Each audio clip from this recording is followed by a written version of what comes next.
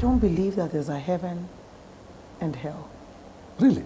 No, I don't. I don't Mungu mmoja wa believe Isaka, Yakobo na Abraham. there's no heaven and there's no hell. After I got my son, I got pregnant again, and I got a miscarriage. Okay. I had a feeling it was going to be a girl. I'd already given her a name. I used to talk to her. So for me, when the miscarriage came, then it really hit me hard. It really hit me hard. As I say, me, I was still a late bloomer. Hata ubikra ilikuwa baadaye. Baadaye. Baadaye. Okay.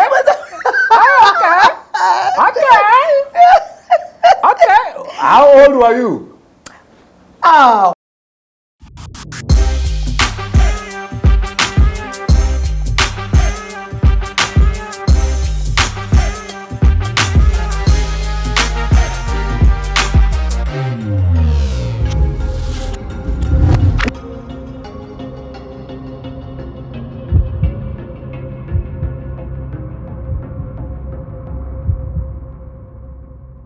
Hey yo, what's up? How you doing, Mambo VP? It is another day, and as usual, another day means another show.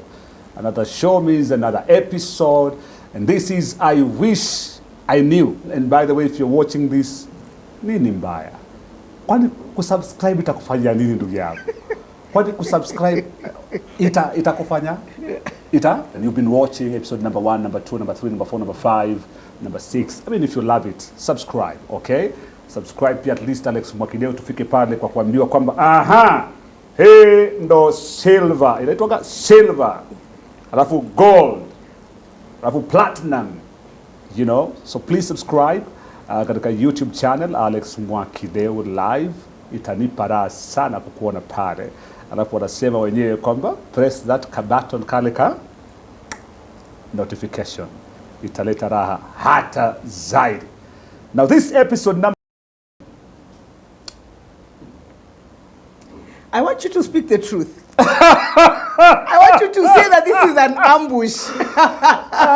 Yes, wangu. So guys, Mwakideu calls me from the comfort of my home. Yeah. Nikuwa nimekaa, I was watching Yellowstone. Yeah. Mimi ni wale manini, late bloomers. Yeah. So I watch it when it's over. Yeah. Kila mtu ameshaona. Yeah. Ukaniambia nikuje wapi? Panari. Ukuje unimnunulie nini? Kununulia ka kitu kidogo. And here we are. And here we are. She's a...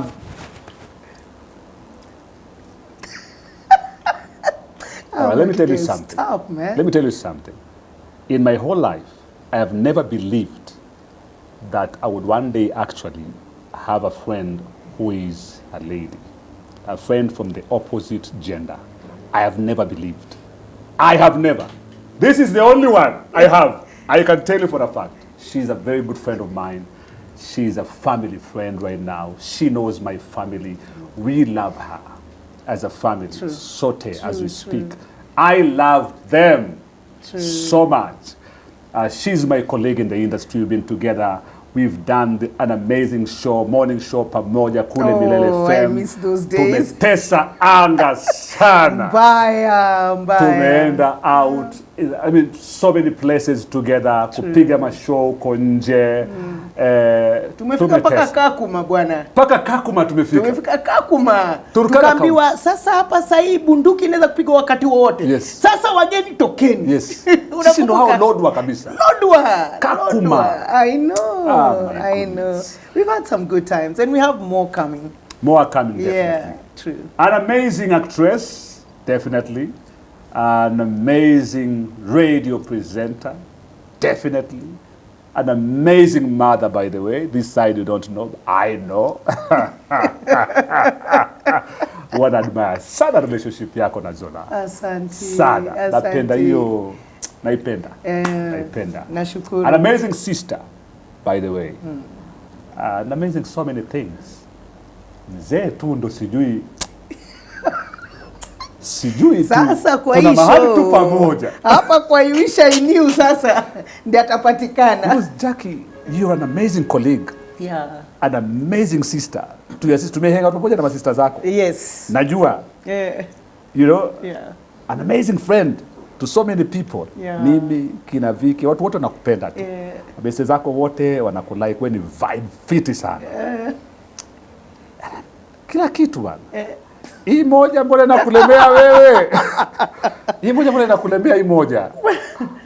Moja tu by the way. Sidhani inakulemea. Sidhani imenilemea.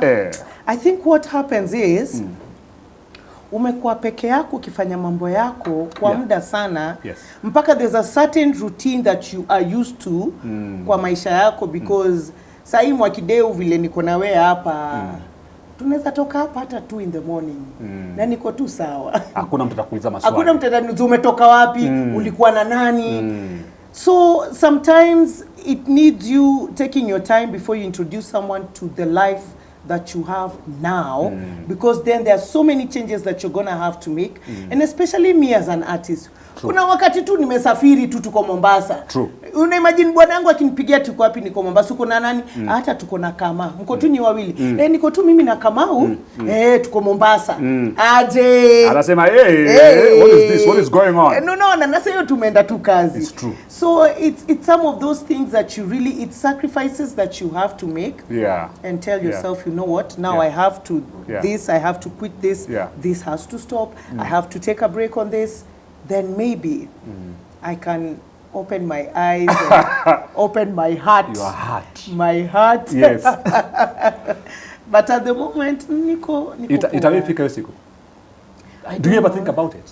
I don't know. Do you want it? Do you need it? Is it important? No. Uko tu sawa. No to all of that, honestly. Okay. No to all of that at the moment. I'm really comfortable in the space I'm in right now. Na vile unapika mazee. Mazee vile na napika. Mazee unapika mazee. Unamikasirisha kwa Instagram. Napika. Ladwa sana. Alafu unaikaga video karibu na food kabisa. Mpaka unasikia napenda hiyo. Napenda hiyo. Unauzi na unapeleka hiyo story paka mwisho. I know. Vile hiyo bambla inatoka mpaka inaiva. Mpaka itoke kutoka Gikomba nikinunua. Kutoka Gikomba, yes. Mpaka ifike kwa meza ukiikula. Someone is missing something.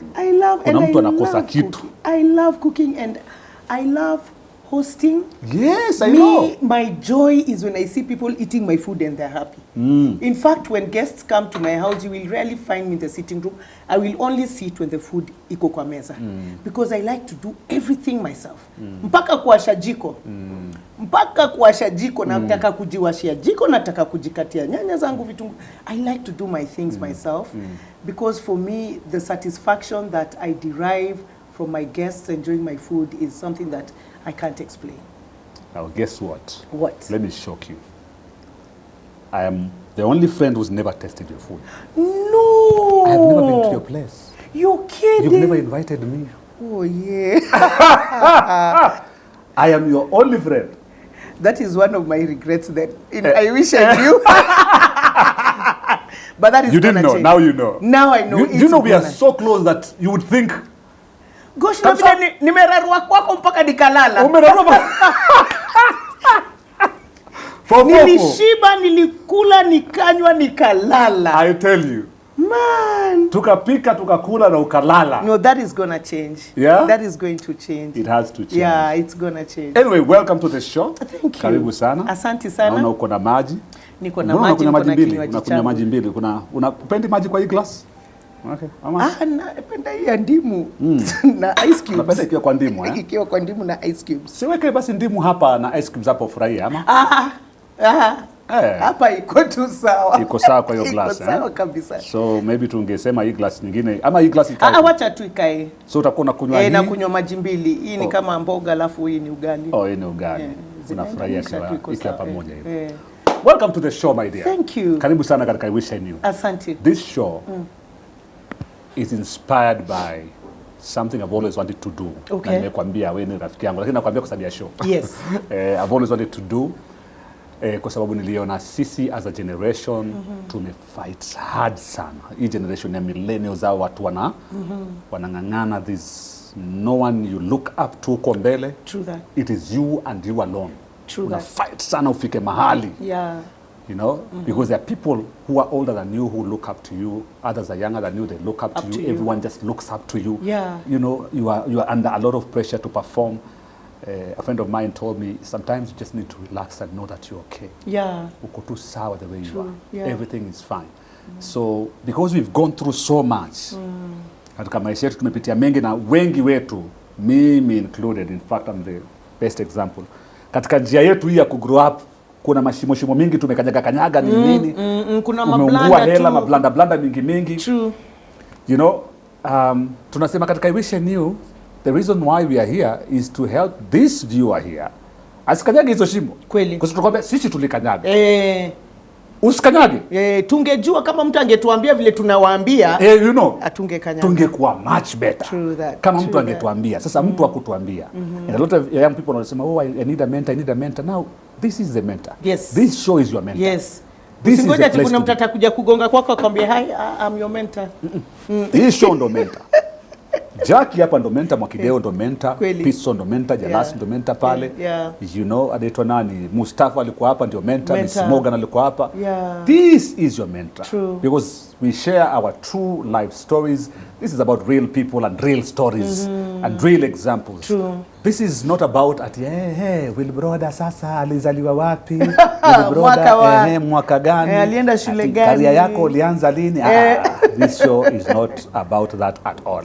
Mambo ya ulizaliwa wapi na kadhalika, hiyo tumemaliza na tumechoka. Kweli. Tunataka vitu ambazo zinasaidia.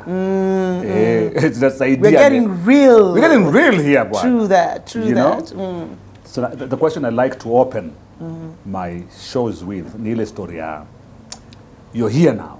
Yeah. At this level. You can sit, you've done it all. You know, kama ni play, movies kubwa umekuwa, kama ni shows za radio kubwa umekuwa katika top station, top shows, kama ni stage umekuwa. Yani, kama ni podcast pia sasa uko nayo, networking unaipiga pale. Kweli. Kama ni clients wakubwa umeinteract nao, Jackie, wengi. Kabisa. Kama ni Papa Shirandula, one of the biggest shows katika TV zetu umekuwa pale. Kweli. Uko tu hapa sasa unakaa hivi, umetulia hapa katika I Wish I Knew. If you were to look back to now the Jackie mwenye alikuwa yuko pale anajitafuta, anasema where should I go?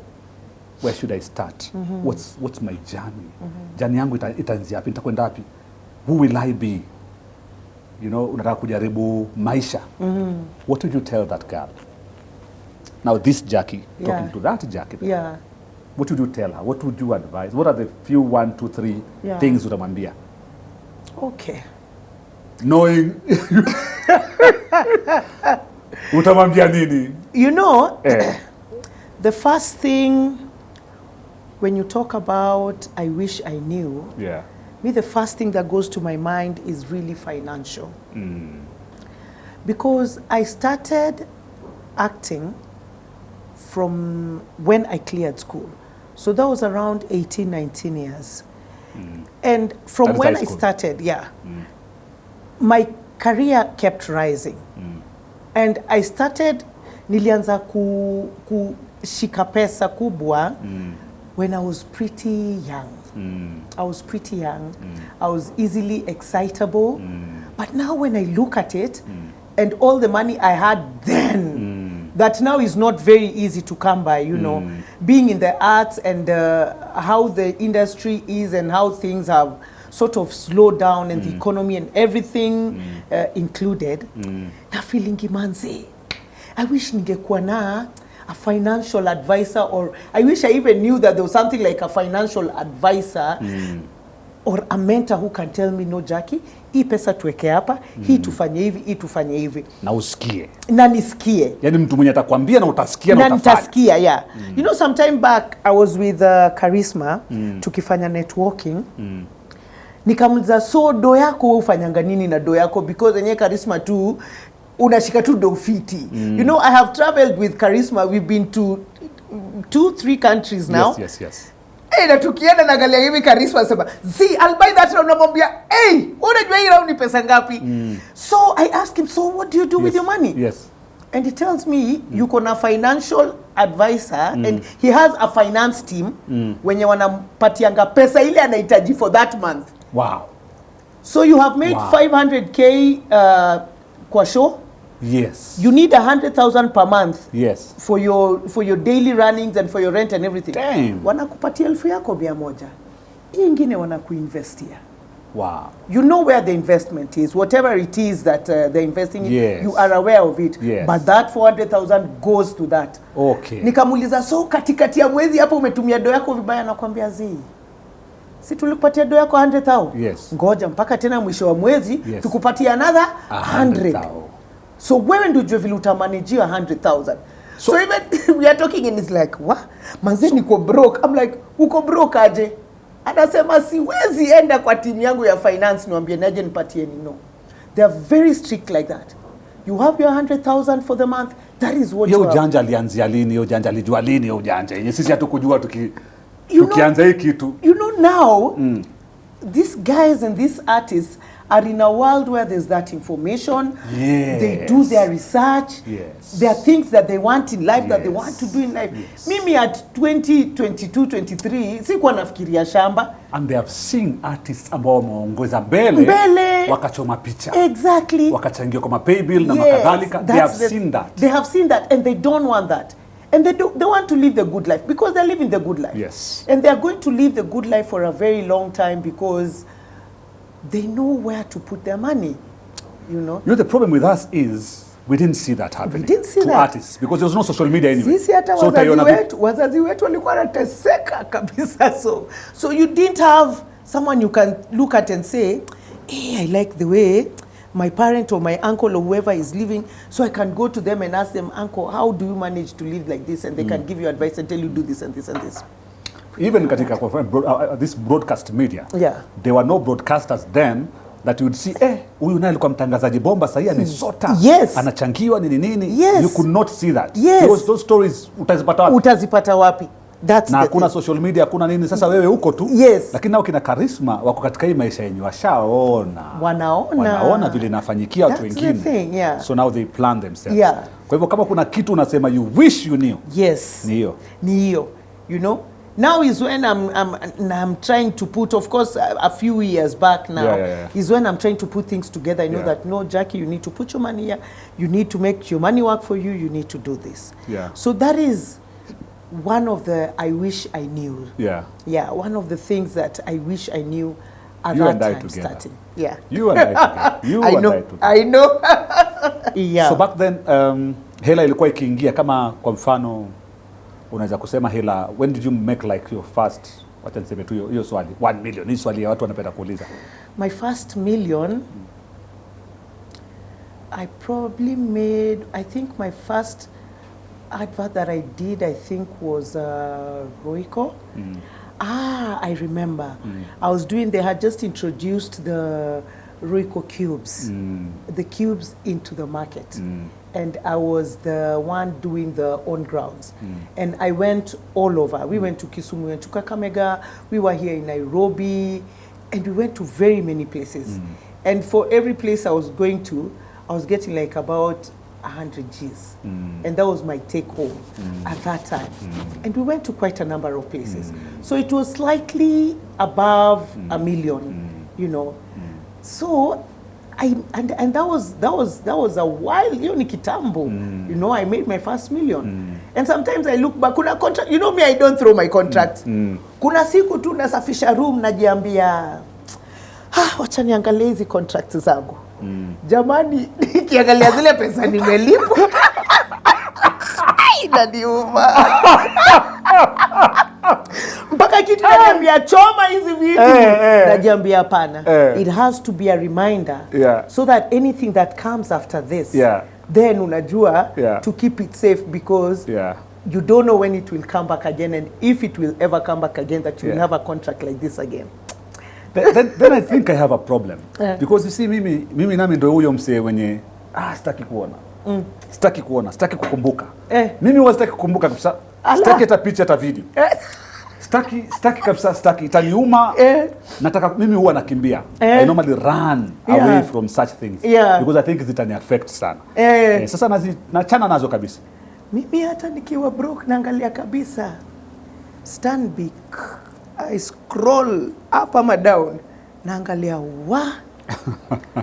last year time kama hii mimi nilikuwa na milioni 7 kwa ndio hii kabisa na ndio huyu mimi sahi account inaniambia insufficient funds. So let me ask you, what is your biggest mistake you've done financially? Biggest mistake you've done financially? My biggest mistake was I had people around me, and I think this is another I wish I knew. I had people around me that I had to carry with me. Like at some point I felt like I couldn't just sit alone.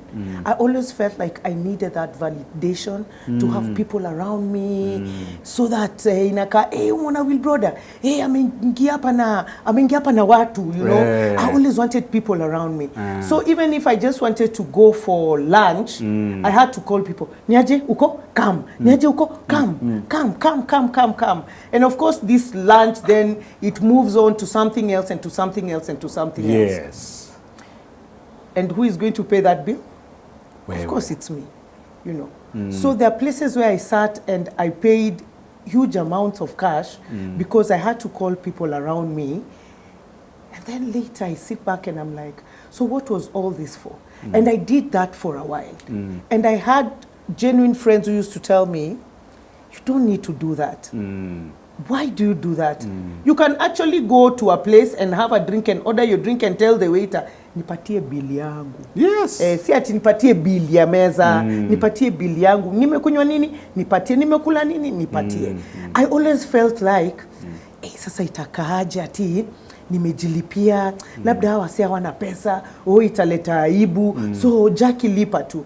And it got to a point mali nilikuwa naenda mpaka ku borrow from, nimeingia hapo kwa mshwari, sasa kukua na hizo mahasla fund nini, you know.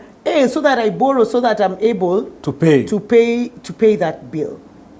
So it took me a while to know that, Jackie, you just have people who are just hangabouts because you're going to spend on them. You're going to spend on them. And I didn't know how to say no. I didn't know how to say no. I found it so hard to say no. Yeah. It got to a point where these friends are the ones who used to call me. Niaje uko? Come, tuko hapa. Ndo uko ulipe? Nasi nitalipa. Acha tutechakia kama. Atalipa. Ndio hiyo sasa. Na wewe unakuja? Naja. Na unalipa? Nalipa. Hebu niambie bill moja kubwa kabisa ulilipa ukasikia yenyewe mpaka leo hii unasema bill kubwa kabisa niliwahi kulipa was 40k. Na iliniuma. Ulipa 40k? Nililipa 40k. Kwa bill? Kwa bill. Bill 40k? Nilikuwa na 20, nikaongezea 20 ya mshwari. Why would a woman pay 40k? Squeeze hata mshwari wananipatia 5,000. Nafikiri ni kwa sababu ya vitu. Sababu ya vitu kama hizo. Bwana anipatia 42. Wanakupatia 42,000. Jamani mshwari nini? No, mshwari actually wanapatia 50,800. Hiyo ni fuliza na nipatia 42,000. Mshwari kwa yale nilifanya ni ya zamani jamani. Nirudisheni kwa. Let me ask you, hiyo meza yenye surely ulilipa 40k, hakukuwa na wanaume hapo? Wako. Kuna wanaume. Kuna wanaume. But now, sasa ni aje hiyo? Now, let me tell you the difference with that. You sort of feel like you have to pay it because if you don't pay it, then it will be an embarrassing moment. I don't mind paying a bill for a man. I think I have hung out with you a number of times. Yes. I will always ask you, do I pay for the food, then you pay for the drinks? I've never minded. It's true. At all. It's true. But you see, at that point, it was ile ya, mpaka sasa unaingia kuchukua deni, then it's not a very good thing. It's not a good thing. Whether you are paying it for a male or you're paying it for a female, kuchukua deni haifai. Haifai ndo ulipe bill kwa club. Ndo ulipe bill kwa club. So ulitoa 20k alafu kopa mshwari 20k. Nikakopa, nikalipa. What is the most probably expensive thing you bought it na ulikuja baadaye ukasema hii nilifanya tu fala hapa kabisa? Hizo nimekuwa nazo blunders kadhaa. The most expensive maybe you will find, maybe I have bought maybe a shoe. A shoe? Yes. Maybe I have viatu. bought nimebuy viatu, and I know that it is a shoe I will not wear, because how many times have you ever seen me in heels? I don't do heels. Yes, yes. But I look at it and it looks beautiful, and it goes for maybe 15, 17,000. I will buy it, I will wear it kutoka kwa gari mpaka hapo kwa reception, then nitafute choo niende nikachange. So niko na vitu mingi sana hizo zenye nimefanya tu for the sake of it. Nimeiona tu inakaa supu, nikainunua, but I'm not going to wear it. You know? Kuna viatu ziko tu kwa shelf yangu ya viatu na ni mob. Lakini sasa mimi shuna nitapatia nani, because mimi tena kiatu yangu tena ni mguu zangu ni tractor. Because ni number 8.5. Number 8 na madem kama hawa. Madem kama hawa. Ni nadra. Ni nadra. Ni nadra. So kiatu kipo tu, you know? Yes. And I just look at it, I'm like, so why were you buying it? You know, those are some of the things I tell myself I wish I knew, because saa zingine nikicalculate tu hizo njumu ziko tu maybe kwa my shoe shelf na niangalia, I'm like, they were not necessary, and they are new and they are there.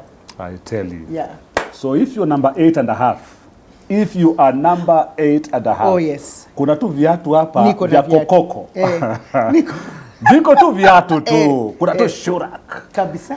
Nenda kwa Instagram ya Jackie, anza kumsumbua. Actually, I think that is a good idea. Anza kumsumbua. I think that is a good idea. I think I'll do that. Anza kumsumbua. Anyway, we are shooting I Wish I Knew right here at Panari Hotel. It's an amazing place. Panari Hotel is our host. We're to host fiti sana. By the way, since episode 1 all the way to this particular time, we are having a good time. By the way, in case uko on Mombasa Road, ama popote ulipo Nairobi, there's something happening at Panari every Sunday. It's called the Sunday Brunch. Sunday Brunch is an amazing time where you can come with your family and enjoy a lot of things. In case uko na watoto pale, kuna kuaga na bouncing castle pale, kuna kuaga na training sessions za ice skating. Watoi wataenjoy sana hiyo ice skating, sana sana sana. And ice skating with your dad and your mom, experience yenye watoi hawatasahau. Hizi ni memories you create with your children at home, all right? Apart from that, wewe kama Buddha, wewe kama Mathe, pia kuna swimming ambao ni free of charge. Mnaingia katika swimo, mnapiga maji pale, mnaogelea. All this, by the way, plus an amazing Sunday brunch mzuri tu ya 4,000 shillings pale, na kila mmoja anafurahia. Watoi 2,500 shillings only. Enjoy it any Sunday after church. This is the place to be, because Sunday is for family. And when we talk about family, Panari is the place to be. Ample parking, good service, enjoyment, full mzuka, tena kwa mpigo zaidi. Now, umesema kuhusiana na viatu umekuwa ukinunua zenye tena uvai. Ushai kununulia mtu kitu chenye ni expensive pako ukasema, ulifikiria mara 2 mara 3 lakini bado ukachukulia mtu? Nishachukulia mtu a bottle of whiskey inaitwa nimesahau jina yake, but it's a very close friend of mine, na ni rafiki amenisaidia kwa mengi. Na ilikuwa 24,000. 24,000. Whiskey. Yes, whiskey. Some very good whiskey. That should be some very good whiskey. I forget the name. Iko na kajina kengine hapo. I used to love whiskey, but I can tell you for a fact that must be some really good whiskey. Yes, yeah. Single malt whiskey. I'm not a whiskey person, so I wouldn't. Nilimuliza tu wataka whiskey gani? Napenda hii, na nikamwambia. Ukamwambia sawa. Consider it done. Kwenda kwa duka. Nikamnunulia 24,000 shillings. Kabisa. Na ameiweka mpaka sasa. Oh. Alisema hata ikunywa. Ameiweka. Ala. How many years was it, the bottle? That's about No, I'm talking about, 18 years old whiskey flani, about 15 years old whiskey. It was 15. It was 15 years. Yes. 15 years at 24, that's a really nice bottle of whiskey. Yeah. I can tell for a fact. Apart from money, is there any other thing that you wish you knew better in terms of your career? In terms of my career. let's see. In terms of my career, I think I wish I did more, especially when sasa wakati social media ilipoanza sasa kuingia. I was one of the slow ones to get into social media. I still am, but sahi angalau utaona, you'll see things here and there, utaona nimesonga songa, you know. For me, I felt like that is not for me, you know. Mi ni mtutu wa TV na niko kwa TV na niko sawa. When other people took it and grasped it and ran with it, mi nilikuwa bado niko huku nyuma nikisema hapana. Mi niko tu sawa hapa tu kwa TV, watu wanitazame 7:30 ikifika, wanitazame wafurahie. Hiyo wakati when we had so much, tukiwa na Otoyo, tukiwa na Jalango, sometimes I wish we created something for social media. I know. You know? I know. Because as a trio on the show, Papa, yes, people loved us so much. So much. So much. So I'm just thinking, even when we did those adverts together, people loved us as we were. So ninasema, I wish kuna kitu tunge create tu sisi watatu. I know. Like something of our own. Yes. That we could do. So it's one of content creation plan. Tuna create two content nini watatu. Tuna create two content sisi watatu. Awilo, Otos na Jalas. Yes. But sasa unaona sasa kila mtu ako hustle yake. So even just being able to get those people together so that we are able to do something is really hard. Hata mimi pia ndo labda nipatikane inaweza kuwa ni ngumu because niko na hustle zangu hapa kule. But nobody initiated that. We never did. I think we were so comfortable in that space. We were so comfortable in that space. I didn't really see the need. We like, hakuna hata mtu aliona nje huko. You guys didn't have like a manager mwenye anaweza kuona akasema hii inaweza kwenda mbali. That is my other regret. I wish I had a manager early enough. I know, right? I wish I had a manager early enough. It actually took me time before I got someone who can help me manage my talent and help me manage my finances. You know, it took me time. It's true. Yeah. Mimi nilikuwa naonanga watu wanaongea kuhusu manager, sema manager ndiye anikule pesa. Nitajinegotiatea. And let me tell you, I am the worst negotiator, by the way, Mwakideu. Hiyo nayo najua. Mimi nakuanga na roho ya huruma. Client akikuja tu anambia, now you know we're just starting now. Alafu ya kishingo hivi. Now you know we're just starting. So you know this is a very new thing. But with time, namza okay, uko na ngapi? Oh, you know we only had 70,000. Yeah, I will take. It is okay. And they never come back. Au wakukwambia, you know, as the brand grows, we will grow with you. Forget it. They don't grow with you. They don't grow with you. Wale. Wamekuachana ka 70 kako hapa. So I wish we had someone who was managing us. Like a manager. A manager. Hata labda Jalasa angeingia hata kwa siasa. Angesema tu hapa mali niko sawa. Because I mean Jalas, Otos na wewe, it was a huge combination. It was a huge That combination. was big. It was. That was, if you guys had a manager, sijui ma brands ngapi wangekuwa mwachukua. I don't know how many brands. Kabisa. You did nini inaitwa nini ile? Maziwa. Ile ya Molo Milk. Look at that, how well that thing did. And you know, we sat down as we were and just wrote down those scripts. When we did Yogo and when we did Molo Milk. And they did so well. Zilikwenda viral. Your time kwenda viral si mchezo. Yeah. But even now, if you Google some of the adverts that people are bound to remember and you know, reminisce about, we are in it. So unaimagine tungeisema tu, wacha tutengeneze tu content ya social media. Tuanze tu ka YouTube tu your time. My friend, hata sahi hata ungenipata kwa issue, singekuwa hapa. Hivi umeniita tu nikiwa kwa nyumba. Afadhali pia huko make ndo tukakutana. Afadhali Jalas pia huko make ndo tukakutana. You know, now we have worked with Otos, with Jalango, and now with you. Nimefanya kazi na nyinyi nyote. Kwa show moja asubuhi. Nyote watatu. Na nyote watatu ni balaa. Wewe ni jiwe ya Misri mtu wangu. You've been here. Why? I've been here for a long time. You've been here a long Otos time. na kutafuta wewe. Next lazima ukuje hapa kwa wish you. Kabisa. Tulifanya na hiyo show. Ukuje hapa pia uambie watu kuhusiana na hii story ya wish you. So number one katika career unasema you wish you had a manager na mapema. I wish I had a manager. You wish that combination of Jalango na Otos na wewe mnge create something else. I wish we kept on and we created something else. Yeah, so for me it's just I wish I knew how to handle my finances. I wish I had a manager, you know, early enough, even to help me just sit at the negotiating table and negotiate some of the deals, because I know that some of them were just raw. I was like, you could have done better. And I wish I took that social media wave when it came on. I wish I took it early enough. Then maybe we'd be speaking a different story now. Imagine WILBRODA anaanza kwa followed your time. Yes. On Facebook. I mean, right now you would have been such a huge brand on social media. You know. Because it followers. Would have been a big sensation. Hata mimi nilikuwa na hiyo struggle ya kuingia.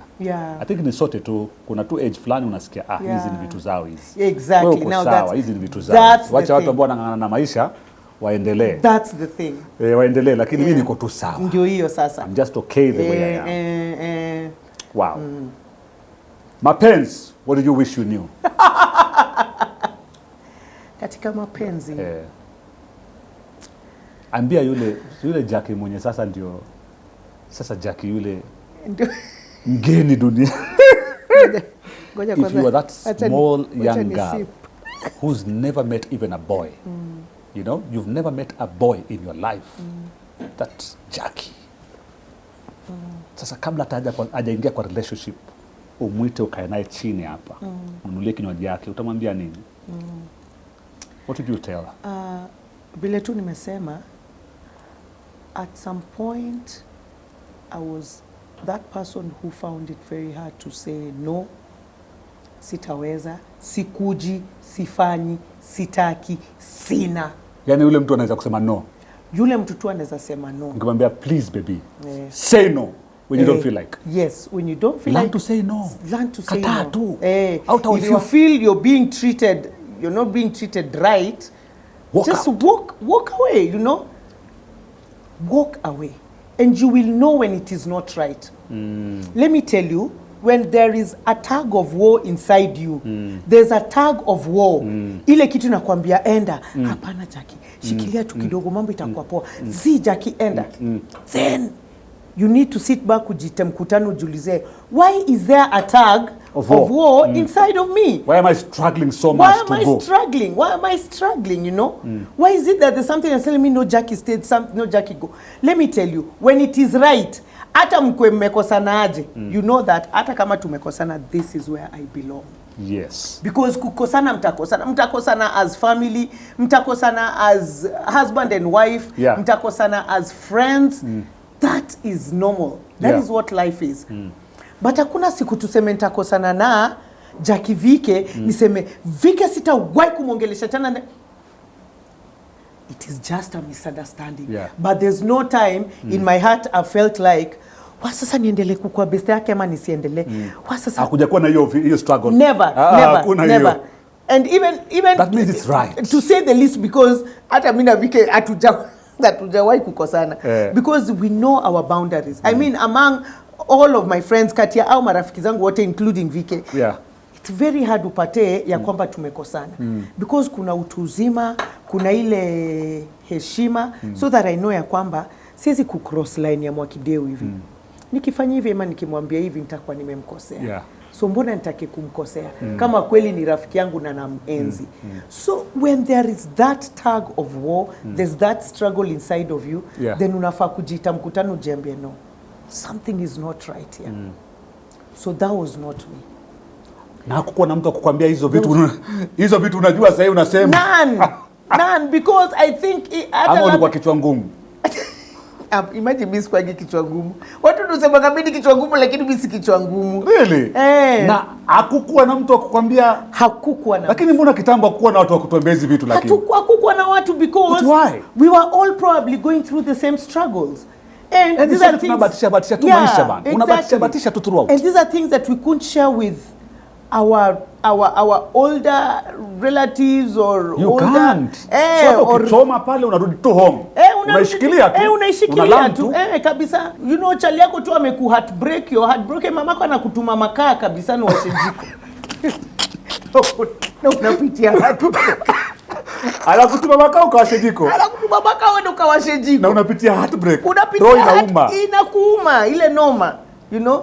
So we didn't have those people. Yeah. Yeah, there was always that fear and we didn't speak up. Hii generation yetu haikuwa generation ya ku speak up. True. Let me tell you. True. What we are seeing with the generation right now. Yeah.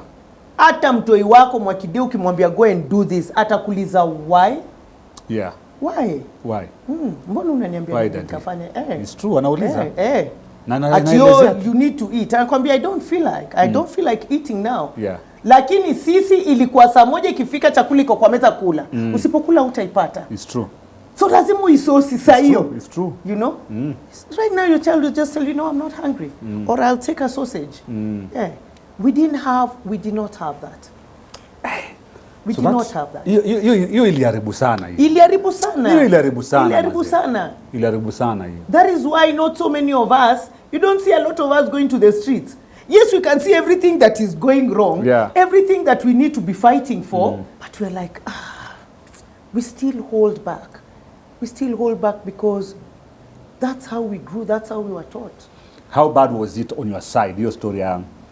You wish you knew, unasema, I wish ningeweza tu kusema no, ningesema sitaki, you know, ningekuwa tu na labda mentor mtu fulani, angeweza kuniambia hizi vitu unazosema saa hizi.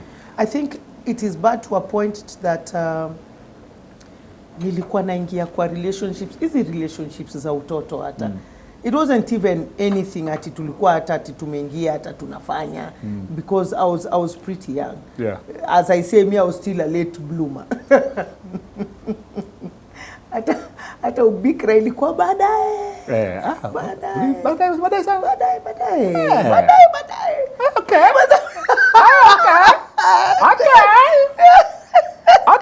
How old were you? Well, I was pretty old. Really? Yeah, I was pretty old. I was 24. How old were you?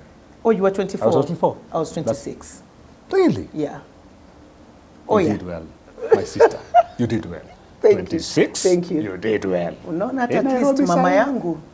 Nairobi sahi. Watu wanalipuana. Watu wanalipuana. Unasema nini? Anangoja nitafika 18 saa ngapi? Nitafika 18. 18 ya nani? 18 ni wewe. 18? Ni Alia. Ala. Kwa kutaka yeye. Wewe kwani unaishikeja gani wewe? Ala. Nairobi hatari. Unajua Nairobi hatari sana. Hatari sana. That's unfortunate. No, mimi siku hizi if I hear someone akiniambia at 26, because mimi nikiambia watu at 24 watu wanashtuka. Yes. Watu washtuka ati lakini Mwakideu kweli 24. Mungu mmoja wa Isaka, Yakobo na Abraham. Ukweli? Kweli? Mungu mmoja wa Isaka, Yakobo na Abraham. Lakini na wewe ulipoanza uliambia Mungu miaka yangu yote iliyoliwa na nzige. Narudisha miaka iliyoliwa na kweli. Nayo haujadanganya. No, kwa kiwango kikubwa unasema ukweli. Ndio hiyo sasa. Nayo nilirudisha. Miaka yangu iliyoliwa na nzige. Ilirudishwa kwa jina la Yesu. Hata wewe najua ulirudisha. Iliyoliwa na nzige. Hata wewe najua ulirudisha iliyoliwa. Jackie, you know, Mungu anasaidia. Siku moja ukasema usimame kizimbani. Ati sasa umeenda kizimbani umesimama. Ukasema mimi nimebadilisha maisha yangu. Nataka kuanza kutoa ushuhuda wangu wa miaka yangu ya kitambo. Kuna marafiki zangu kama Mwakideu. Yesu wangu. Toni hapo. Mshikisheni kizimbani kabisa. You're one of my friends who niko na siri zako nyingi. Lakini na zangu nyingi sana. mno. Haibaki hivyo. Ibaki hivyo. Inapendeza hivyo. Acha ibaki.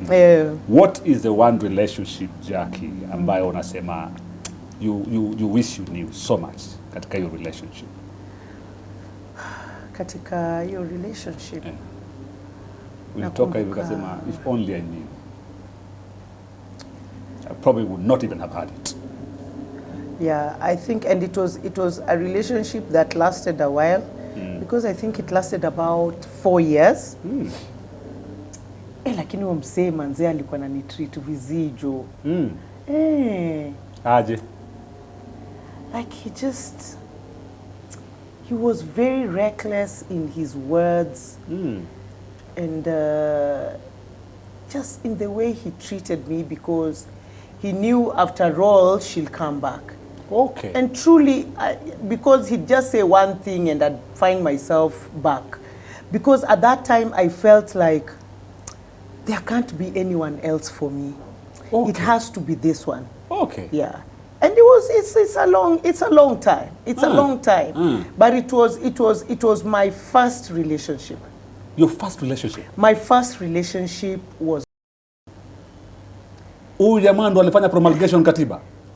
It was Ngamia ndo alifanya promulgation ya katiba. Ngamia. Na ukamvumilia 4 good years. Nikamvumilia. Mimi ni 4 years of mwaka moja inapita wewe uko tu. Niko tu. Hata ukienda utarudi na unarudi kweli.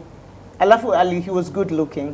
He was good looking. He was good looking. Yeye ndio anavutia wala acha nirudi bali. Ni kama nikiona madem wengine wakimtamani, I was like, hey, yeah. Lazima space yangu inachukuliwa. Ndio hiyo. Unarudi kwa space yako? Narudi kwa space yangu kabisa. So for 4 years? Yes, for 4 years. Hey, you were patient. I was very patient then. Not anymore. Not anymore. Not of course. anymore. I mean, Yeah. At that time, first you keep thinking that, you know, now there's who else? There's no one else. He's going to change. You know, all these things that we convince ourselves. Yes. And it just kept getting worse and worse and worse and worse. Na wakati nilimwacha hakuachika. Ni wale wasewa hakuachika. Alikuwa mpaka ananifuata mali na yani mpaka masaiko wale. Ikaanza kukua mpaka nilikuwa mpaka naanza kukua na kauoga. Nilikuwa mpaka nimeanza kukua na kauoga. Okay. Juu ulikuwa tu jioni umetoka tu theater hivi usiku 7 hivi. Au unampata tu amesimama hivi kwa ukuta ya kwenyu tu hapo tu anakungoja tu ile nilikuwa hapa hata nilikuwa nakungoja. Sister zako ameniambia hujafika home so nilikuwa nakungoja. Lakini si ushachoma picha wewe? Ushaharibu? Aliharibu kabisa. Sasa nikiona ndio naona. Sasa ndio nikiona ndio naona. So mbona nilikuwa bado na baada alikuwa saa zinge na akikaa hivyo na akinibongesha naweza jiambia Jackie maybe amechange. Jackie rudi tu, you know. Rudi tu. And the back and forth you did like for 4 years? I did it for 4 years. So when you're young, there are so many things there's so many mistakes you make, especially when there's no one to come to you and actually just open your eyes to all the wrong that is going on. Jackie, there were no friends around you who could tell you, huyu jamani nini, Jackie? What do you like about this guy? Stop this thing. I think also another thing was, I never opened up to exactly the person he was. Ulikuwa unamcover? Nilikuwa namcover. I never opened up to exactly the person he was. So maybe the friends around me only saw the good picture, that beautiful picture. What we see even now, because we see these relationships even now, even on social media, and we only see the good picture. Yeah, it's true. They don't open up to the bad picture, you know. It's always the beauty of it. They will always show you the beauty of it, but they don't show you the dirt. So you find yourself even longing for it. Say, wow, I wish ningekuwa na relationship kama hiyo. Oh my God, angalia Mwakideu na D. Oh gosh. But when they actually get inside of it, wanajua kwamba you also have your struggles. It's true. You know? It's true. Yeah, so that's the thing. Oh wow. Yeah. Hey, your patience. Hey. You know, there's something that I'm learning from your stories. Yeah. It's just, you know, people who are growing up wanahitaji kushikwa mkono mazee. Kabisa. You just need someone to walk with you mazee and hold you. 100%. Where you can open up and just, you know, just someone you can tell everything. 100% Mwakideu. Mazeba. Yeah, because sometimes ukikana watu, even people who are younger than you, and they tell you the stuff that they are going through and what is stressing them, then you sit and you talk with them, they realize, what? I wish someone told me this. Kwani, it's not as difficult as I see it in my head. I'm like, no, it isn't. And you're not the only one who's going through it. And you're not the first person to go through it. And it doesn't matter how dark it is. The sun will rise in the morning. The sun will rise in the morning. There's no situation that is permanent. You know, you always look at it and it looks dark and it looks bleak and you think, this is it for me. It isn't. If you just wait a little longer, you'll sit back and you're like, haya. Manze God, kumbe hii ndio kitu ulikuwa umenipangia. Oh, that's why you were taking me through that fire, you know, so that I could turn out to be this amazing thing that I am right now. Yeah. Wow, I love it. Yeah. Naipenda jamani. Okay, we have a few questions here that usiniulize maswali ngumu ngumu na wewe. Mambo tu madogo madogo tu. Mambo madogo madogo hapa mimi napenda kurizanga hapa. Lakini before we go back to the questions, let me just say this kwamba shukran sana kwa jeshi mzima ya Multan Production. Papa Drew, unafanya nini hapo kwenye kamera? The man with dreadlocks. Desmond pia pale katika sound na madredi. Nilikuwa natamani kuwa na madredi maishani lakini Mungu ni nani bwana? No, you don't. Mungu ni nani bwana? Haiwezi. Kiara pap. Mana Baldman. Kiara Zakaran. Na Mungu akakwambia jikubali ulivyo. Jikubali. Ionyeshane kabisa kwa TV na kwa mtandao. Nifanye kaonekana nzuri. Biena amefanya kaonekana nzuri. Siku hizi Baldman anaonekana inakaa cool siku hizi. Unajua nikumbusha watu wako washai kukuuliza, Daddy, why don't you have hair? Ama washai kukuuliza? Washai kuniuliza. Kweli? Washai kuniuliza. Mimi unajua mimi nilikuwa. Lakini unajua ananiambia wasichana unajua wasichana wananiambia I look good the way I am. No, you actually do. The way you are. You actually do. In fact, I can't even imagine you with hair. In fact, hata wao wasema, hey, you just look good. Naambia, ama ni I allow my hair to go. No, Daddy, you just look good the way you are. Unajua mimi nilikuwa watoi wadaku sana. Mimi najua mali usani yangu ilitoka. So mimi kwetu, I remember my mom telling me, my mom was just, she keeps saying this story. Mgeni alikuwa akija kwetu na ako na kasoro. Sisemi kipara ni kasoro. Lakini mgeni awe tu ako na kasoro fulani tu. Ama ako tu na kitu ambacho ni tofauti. Nilikuwa nafungiwa kwa jikoni. Really? Mpaka mgeni atoke. Really? Oh. So my mom tells me a story that she will never forget. Yeah. So naona hawa tukua na ulimi it's dark ama iko na hizi madodozi ya dark. So huyu mgeni akaja amekuja kutembelea wazazi wangu. Yes. Alikuja asubuhi mapema. Kulingana na mama yangu akisema alikuja saa 1 asubuhi alikuwa ameshafika. Na mamangu kulikuwa na wageni wapuzi sana. Wapuzi saa 1. Saa 1 shafika kwetu. Kulikuwa na wageni wapuzi sana. So my mom hata saa 12 shafika. Unakuja nini saa 12 wewe? Manze bado mmelala unapata amekaa pale kwa sitting room. Mnamshwa wale wakulala sitting room. Mnamshwa mgeni amekuja mnamshwa mnabumburushwa. Maana yake mgeni anakuja tarisheni hivi. Huyo mgeni anakujaje saa sisi tunalala bado.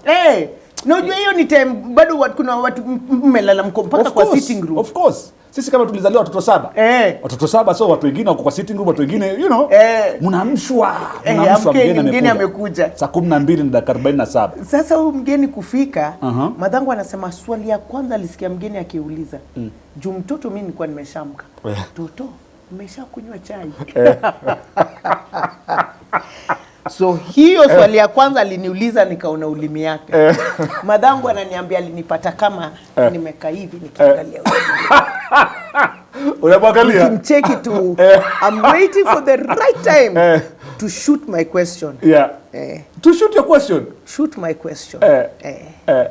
Ilifika tu muda hivi nikamuuliza, Anko, nini ilifanya ulimi yako? Madam sema alikuja akanichukua hivi. Alikimbia kutoka kwa jikoni bila alisikia tu hiyo swali. Ilikuwa ni kushikwa hivi all the way paka kwa jikoni. So kutoka hiyo time ilikuwa mgeni akifika. Anakaguliwa kwanza. Kuna besti lakini mabeste wa budangu. Kuna mwingine pia alikuwa na mguu moja. So huyo alikuwa tu akiingia hivi. Unapelekwa jikoni straight. Tamuliza wapi mguu. My goodness. Lakini apparently watu ambao wanaishi na changamoto ama wanaishi na ulemavu wana appreciate hivyo watu hii.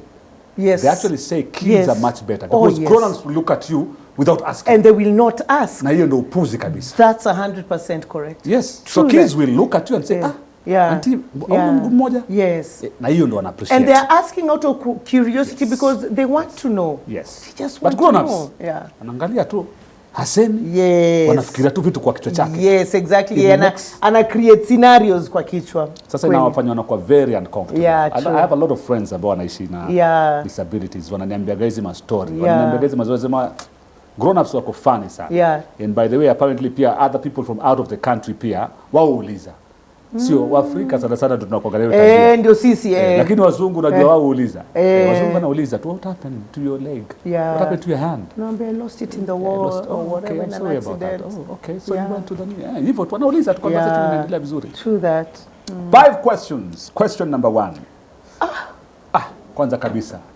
Edu akiwa pale pia super editor. Thank you so much na Barak mwenyewe katika camera pale Multan Productions. Napenda sana. Inanipa raha, inafanya kazi yangu ya podcasting inakuwa rahisi sana. Inakuwa rahisi, inakuwa tamu. One thing una wish leo hii nimekuuliza hii swali kwamba I think nimekuuliza. If there's a myth, if there's a myth that you believed for too long, a myth too that you believed for too long. Is there one? A myth that I believed for kasumba tu ya ufala fulani ambao uliamini kwa muda lakini sasa umegrow unaona hii ni upuzi. Najua hii kitu nitasema labda it will be a bit controversial but I'm going to say it anyway because I say it even on air. Yes. I don't believe that there's a heaven and hell. Really? No, I don't. Huu ni ukweli? Huu ni ukweli wangu.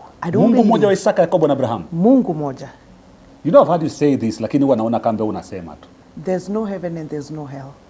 Your heaven and your hell is right here. Okay. Hakuna tarumbeta itapigwa. Na tarumbeta isikike hapa na isikike Australia na isikike Canada na kila mahali. Kisha ashuke. Alafu wazazi wako waamke, dada yako amke, baba yangu amke. Hakuna. Hakutakuwa na hiyo? Hakuna. Tarumbeta italia? Hakuna tarumbeta italia. Kila goti litapigwa? Hakuna. Na wale wa kusaga meno na kuungua Jehannam. Forever and ever. Hakuna. Hakuna kila goti litapigwa? Hakuna. Na kusaga meno? Nakwambia hakuna. Kulia na kusaga meno? Hakuna. Ndugu yangu hakuna. This is what I believe. Explain. I'm going to explain. Yes.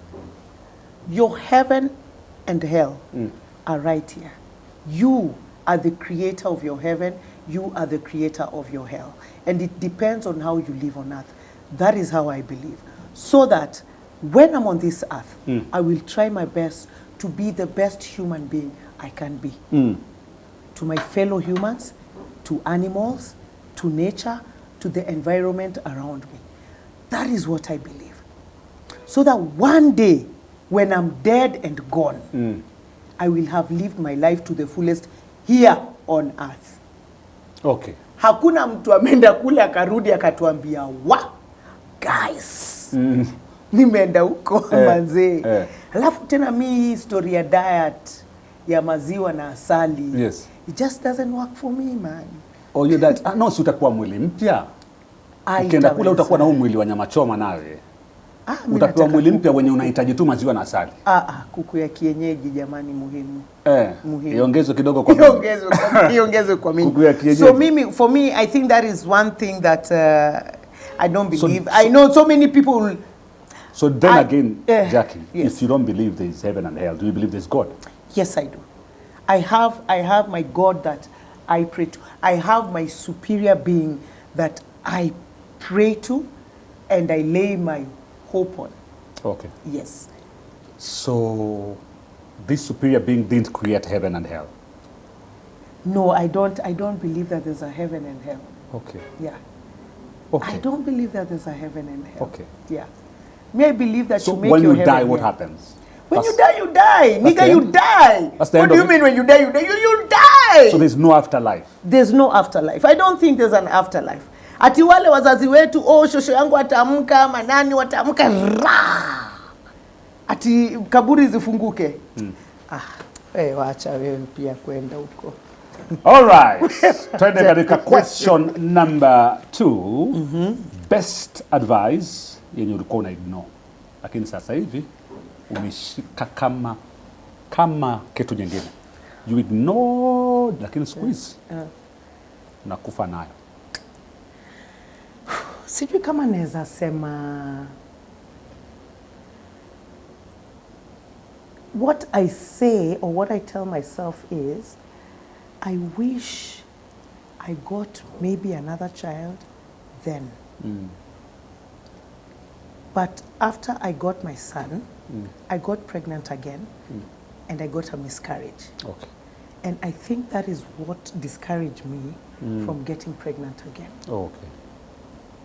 Okay. That is what discouraged me from getting pregnant again because that was a very difficult time that I went through. And I really wanted to go through it alone. A few people, of course, in my family knew. Very few friends knew about that moment because one of my very good friends was my boss at that time. So, of course, she was like, no, take your time, rest. Are you ready? Are you ready to come back to work and stuff like that? And for me, it's because I had already made a connection with that child. I was very excited. I had a feeling it was going to be a girl. I'd already given her a name.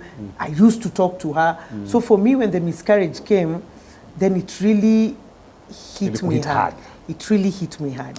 And I think that's one of the reasons why I just told myself, you know what, you're good, Jackie. Uko tu sawa. Yeah.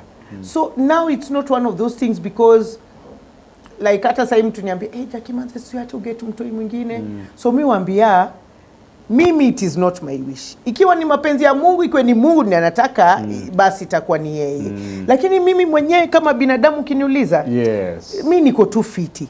But then back then I was like, sometimes I tell myself, I wish I tried then. I don't think I want to try now so that when I'm 60 nimeenda kuchukua mtoi kwa nini play school anaambiwa hey your grandma anasema that's not my grandma, that's my mother. Too late. You're thinking it's too late. I'm not thinking it's too late, but when I look at the years and where my son is, you wish to. I wish I'd love to grow. Yes, I would have loved to grow with them. You see, like now my son is mkubwa, he's independent. Ni mtu hata nikamwacha kwa nyumba peke yake, he will cook, he will do his stuff. Yuko sawa. Yeah, but just me now with everything that I'm doing, that having to now sit back because you know, as a lady, a woman, when you get a child or when you get pregnant, when you're heavy with child, it will take you like about 3 years before your mind can really settle and you tell yourself, now I can venture out, naweza itiwa job Kisumu niende, nilale weekend, naweza itiwa job sijui wapi. It becomes very hard. It's true. Yeah. Was that one of your lowest moments? It was. It was. Is it the lowest moment? It was one of my lowest moments. Yeah. Okay. It was one of my lowest moments. Twende katika question number 3 hapa, ambayo ni one small decision that you did but it paid big. It was like a small decision that you did but it paid big. It paid big. Ilinijenga hii decision. Let me see. I think a big decision that I made when I was called to work for Royal Media. Yeah. Which was Radio Citizen. Yeah. I had been called earlier by a different station.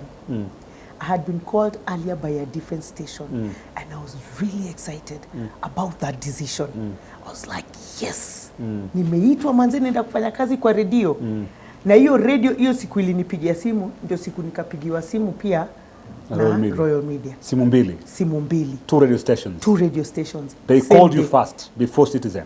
Yes. Okay. And then Citizen called me later. I think walipata fununu. Ameitwa kule.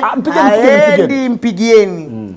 I think that was one of the best decisions because me being at Royal Media ndio ilikuja ikanijenga mpaka nikakuwa sahi mali niko sahi, even where I am now, even the company that the media house that I'm working for now, which is Media Max, that it all culminated, it all came from that one decision that I made because I was so nilikuwa zile za ni decide gani. Yes. Because I was so tempted to go to this first one. Okay. Yeah. Something kept telling me, no, hawa ndio wamekupigia kwanza. Wapatie first priority. Manze hawa ndio walikuwa wa kwanza. Hawa si wamekupigia tu sahi. But something told me, Jackie, go to this one. Go here. Go here. And look at that. Nikakuja ikakuwa ni Papa, ikakuwa ni Radio Citizen. Sahi ndio mimi niko mali niko. Yeah. Hiyo station bado iko? Gani? Hiyo station ambayo ilikupigia kwanza? Ina struggle. Lakini iko bado. Iko. But ina struggle. Iko bado. Iko. Iko. All right. I think last question here. If there is a habit. Wait, haiko. Oh, haiko. Aya, haiko. Haiko. Haiko. Haiko. Yes, haiko. Okay. Haiko. Okay. Naona Mungu alikuongoza wewe. Mungu aliniongoza. Imagine you ni God. Ni God. Kama kuna habit moja ambayo uko nayo sasa hivi na unatamani kwamba ungeianza kitambo. Una wish kama hii habit ningeanza kitambo. Habit gani? Ni kusema tu sina, staki. Umenikujiaje? Hizo siku zingine unikujiangi. So wengine hizo times zingine wewe ulizanga nani? Mimi kwa bold mtu wangu. Kwanza kikam kwa stories za do. Hiyo boldness yako Jackie, lakini wanashaiona. Lakini wanasema mimi ikikuja kwa stories za do unakuaga na boldness nyingine. Na kuanga very bold. Mimi I've never met anyone who is bold like you. Kiukweli katika stories za do. Sijai kuona mimi. Nishakusikia kwa simu kabisa. Na wacha nikwambie kwa nini. Pesa ukosanisha watu vibaya sana. Pesa ubreak mpaka relationship. Watu wamekuwa kwa relationship na wamekuwa pamoja kwa miaka, wako mpaka na watoto. It's true. Pesa. Hii karatasi hii tunaona. Hii inakosanishanga watu. So wacha tukue mabeste, watu mekutana mahali, nimekubaya whatever unakunywa ama umenibaya kitu nakunywa. Lakini siku ya kwamba tumeipeleka tena ni aje. Jackie, hebu nisaidie hapo na 5,000. Wao nitakurudishia. Alafu hautarudisha. Na mimi unajua sijuangi kukuweka. Hata usiporudisha nitakwambia, niaje sile ile 5,000 ulikuwa umeniambia last week, kwani kunaendaje leo tena ni Thursday kunaendaje? You know? Na mimi kama hatuombanangi do. Please usikam kuniomba. Afadhali uniombe badala kuniambia ati nitakurudishia. Afadhali tu niambie Jackie nimekuwa mahali nisaidie. Mimi hiyo miambia usikope. Usikope. Mimi nitakwambia vizuri sana hiyo story hii niaje nisaidie nitakurudishia. Nitakuuliza so kabla ya mimi ulikuwa unauliza nani? Because mimi na wewe we don't know each other like that. Our relationship is not like that. Our relationship is maybe work related or we meet in our favorite spot. We have our drinks, everyone goes there. Sio ya kuomba na pesa. Si ya kuomba na pesa. Mimi natakanga heshima because mbona kuuliza Jack, mbona usiseme tu hauna? Wewe unataka kuambia tu mtu. Niko nayo. Mbona unanyima mtu hivyo? Niko nayo, kuna mtu yule akiniomba nitampa because tumezoeana naye. I know you have the money. Of course mtu kama mimi kasitaki kukupa na kwambia sina. That's why I'm asking you. Kasitaki kupatia mtu mimi siwezi kumwambia hivyo kwamba mbona unaniomba? Hatujazoeana hivi. Because utakuja tena another day ukihope niko nayo. Nakwambia tu cheki. Sisi urafiki wetu si wa kuomba na do. Wacha tusiombane do. Omba kwingine. Omba kwingine. Mali umekuwa ukiomba kutoka before. Omba tu huyo mtu. Mimi pia na marafiki zangu wenye tunaombana. Hata mimi tunaombana. Siwezi kuomba. Kuna wale watu tunaombanga. Wewe kuomba. Because wacha nikwambie Mwakideu, do ukosanishanga watu vibaya sana. Na saa zingine ni tudogo mpaka unashindwa hii ni nini tunakosania? Hii ni nini? Is this worth losing a friendship over?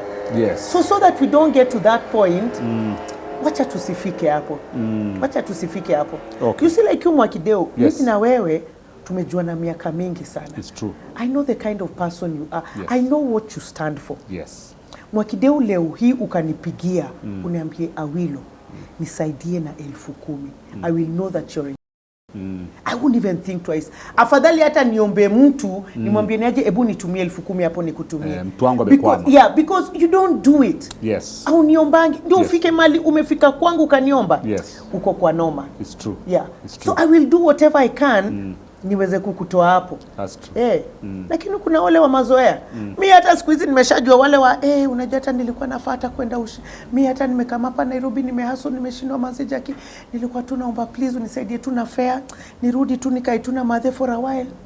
Unataka kwenda Ocha? Ocha ni wapi? Ocha ni uko side za Kakamega. Mimi nataka tu kunisaidia tu na 1500. Mimi najua nitafika. Naambia haina noma. So niko na uncle yangu anafanya kazi hizi coach.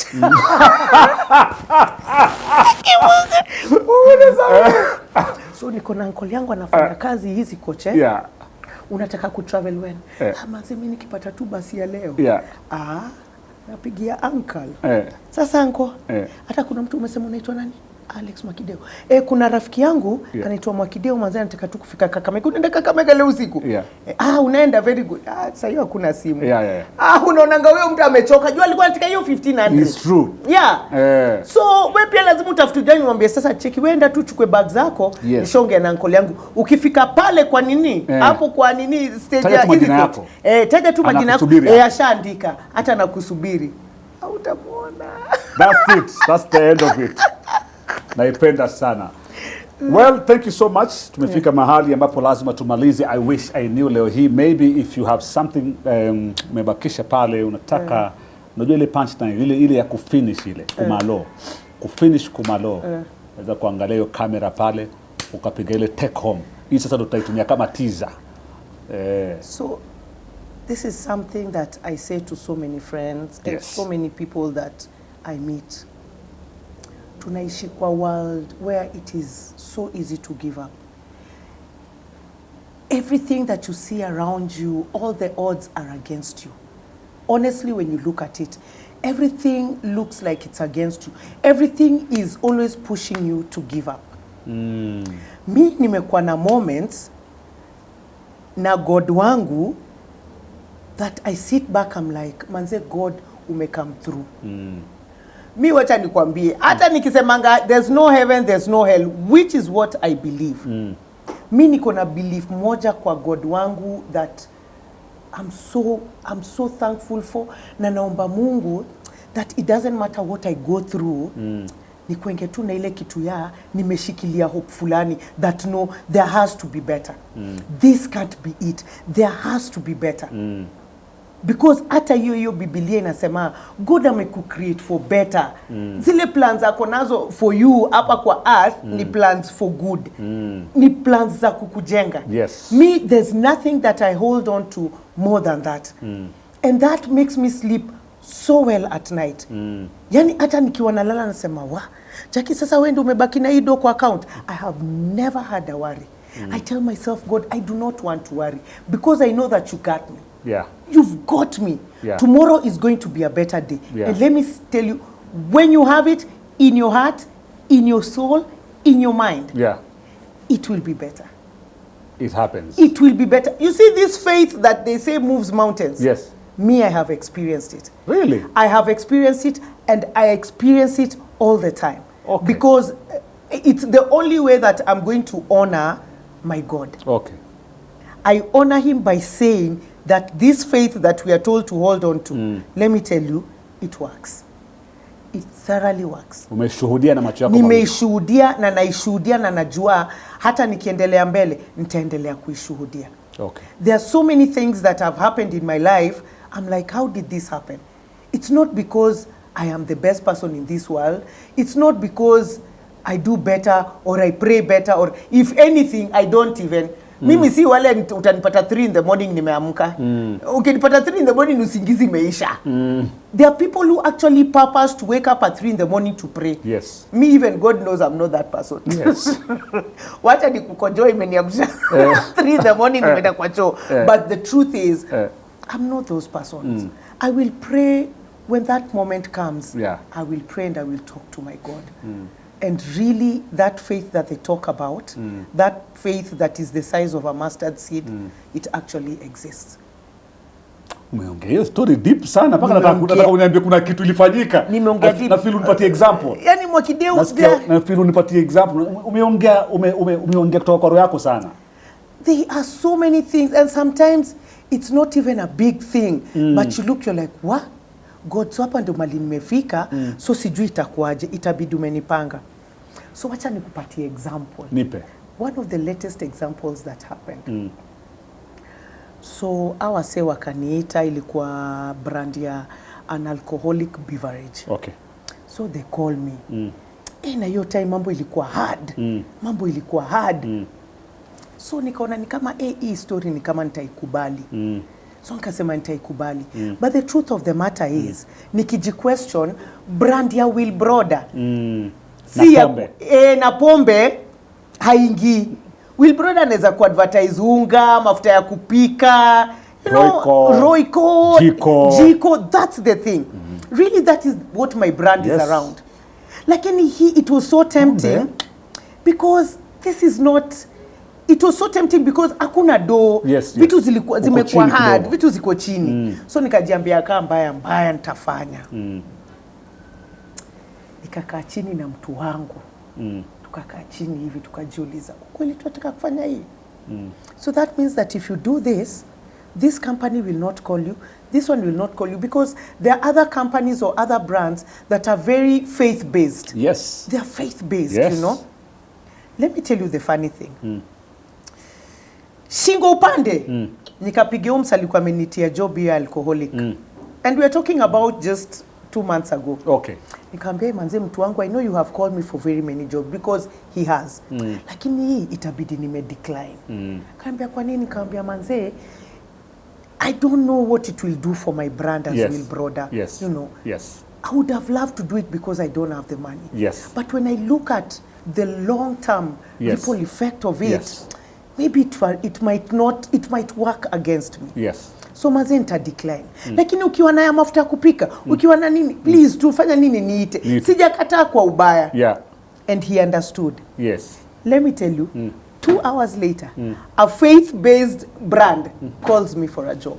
2 hours later? 2 hours later.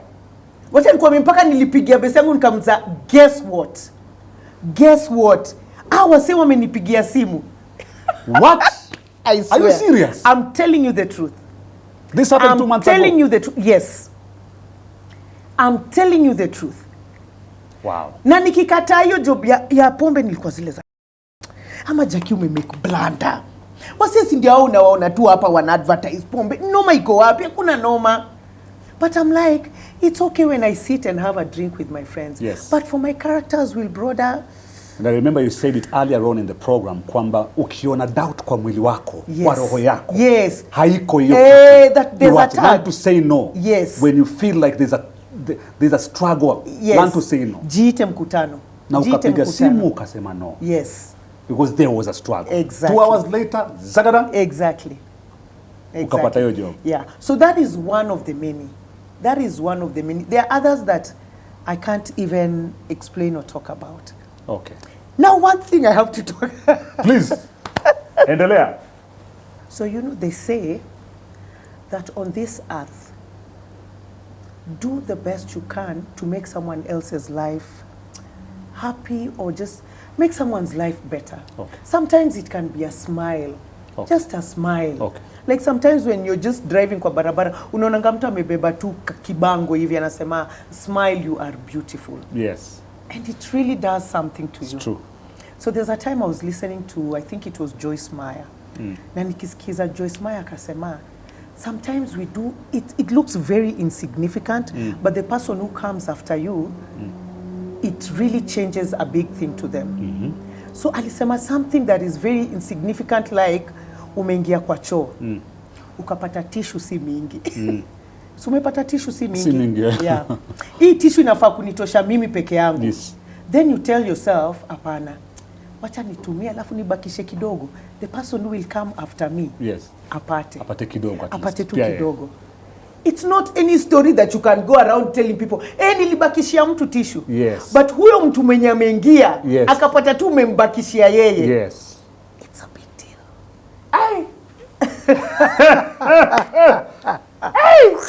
Hey, you're deep. It is. You're It deep. is. Yeah. To You're me, not- it looks you're very insignificant. personal, eh? Yeah, it is very Because you personal. didn't do it for anyone. No. You did it for yourself. You just did it for yourself. That is something you did for yourself. Yeah, yeah, Like, the other day I was in church. yeah. I was in church, alafu pasia akawa anahubiri akasemaje? Akasema hii story ambayo iko kwa Bible inasemaga honor your father and mother. Yes. Honor Your father. and mother. And it's the only commandment that has a promise. Yes, that you may live long in this world. Inasema honor Your father and mother. akawa anasema father and mother means God hakutaka kusema parents. Yes. Wachanganye. Yes. Shona. Yeah. Na kutaka kusema ati honor your father who is a good man to you. Yes. Akueleza. Akueleza. Kama tu ni babako. Honor him. Awe mlevi, awe mchawi. Hakusema ati totally because he's agree. because he's a drunkard don't honor him. Yes. Ama because your mom is a witch don't. True Haina that. maelezo hiyo. True that. Wataka kuishi long life katika hii dunia? Just honor your father and mother. Honor tu. So hiyo honor akawa anasema you honor them not because they've done anything to you. Yeah. Budako saa hizo labda amefanya zero. Levi hata nyumbani aleti kitu. Alete kitu amefanya zero. Yeah. Yeah. You honor them by, for example, if you're sending them money, send money to that father mwenye ni mlevi asaidi chochote and your mother. True that. Same amount of money, not for who they are, but you're doing it for yourself. Totally. Imagine you're doing it for yourself. I agree. That one you're doing it not for them, for yourself. Unajisaidia wewe. Unajisaidia Unajiokoa wewe. Yes. Unataka wewe uishi fit, uishi peaceful. Kweli. Unampa ili wewe ujikomboe. Si ati kama hiyo pesa tatumia kwenda kwa ulevi ni yake umempa. So ndo kama hiyo story ya kwenda hiyo washroom hiyo story. Yeah. You didn't do it for anyone. You're just alone in the washroom. Yeah. It is yeah. And you didn't have to. You didn't have to, but you said no. Let me. Amazing, I tell you. Thank you so much for that. Thank you, Mikey Dale. Well, we can go on and on and on and on and on. Wala. Hey, Mazee, I'm learning so much. Yeah. Umeninspire sana, Jack. Sana. Thank you so much. Asante. If you're watching this one, you know what to do. You know what to do. Subscribe pale katika YouTube. Alafu pia press ile kitu inaitwa nini? Inaitwaje? Notification. Ile kengele ya notification. That's what I was looking for. Bonyeza ile kengele ya notification. Itakuwa inapendeza sana. Share widely. Thank you so much for watching. Na usiwe mgumu na hiyo subscription. Usiwe mgumu. It is just one button away. Usiwe mgumu. Sasa angalia bado una watch nini sasa? Bonyeza tu hiyo subscription. Lakini oh gosh. Lakini so unataka nifanyeje? Lakini na wewe pia uko aje bwana? Subscribe and let's meet again next show. I'm your chairman, naitwa Alex Mwakideo. Thank you so much for watching. Until next time, it's been real. Salute.